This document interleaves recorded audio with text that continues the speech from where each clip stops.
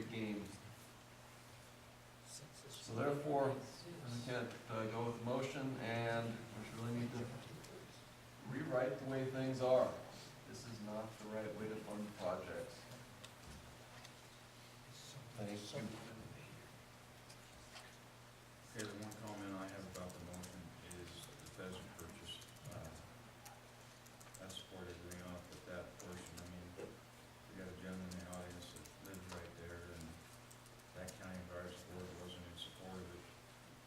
If there's a county advisory board in another part of the state questioning, I'd have trouble with it, but it's their backyard. And we try to listen to the counties when they're dealing with their backyard. So, Commissioner Lane? Mr. Chairman, I would agree with that comment. I would support your comment. In the form of a motion to modify the motion? Amendment to the motion?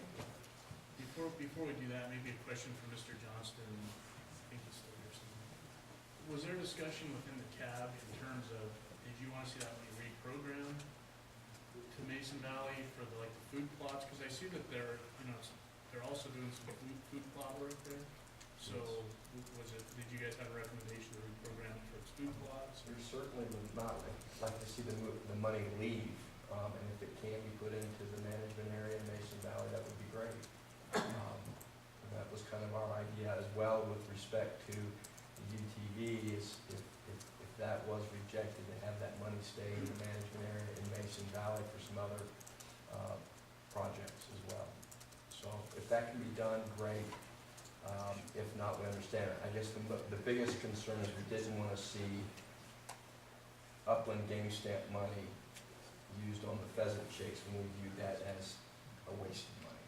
So if we can avoid that, I think we'd be satisfied. If we can have it reallocated to something else, that's even better. So. Mr. Farmer? Mike has something I'd like to say about that. Thank you. For the record, Mike Zaratka, Department of Wildlife Staff Specialist. The first one with the UTV, that is one unit that was going to be split funding between Duck Stamp and Upland. So we're not buying two ATVs or UTVs, that's just one unit.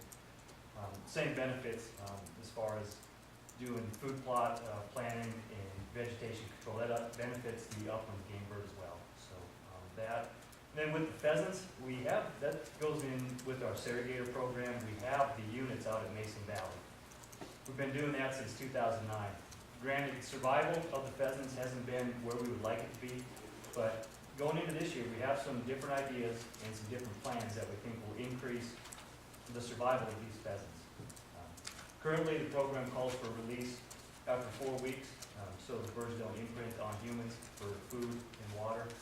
We're going to try to raise the birds a little bit longer, maybe even take some up to adult stage to release with the chicks in future broods. So I hope that helps.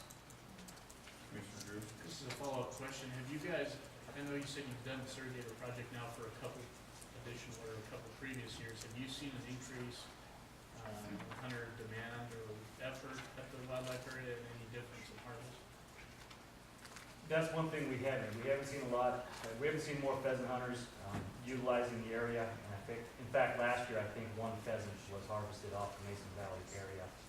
This is only the second year we're doing it at Kirch. So once again, there wasn't a lot of interest from hunters last year, and this is the first year we're doing it at Key Pittman. In fact, so the first brood is to be released today, I believe, at Key Pittman. So.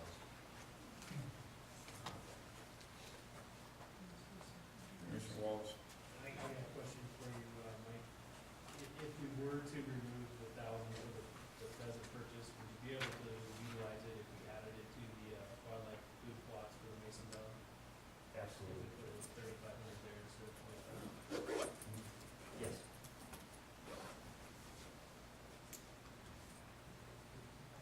Okay, we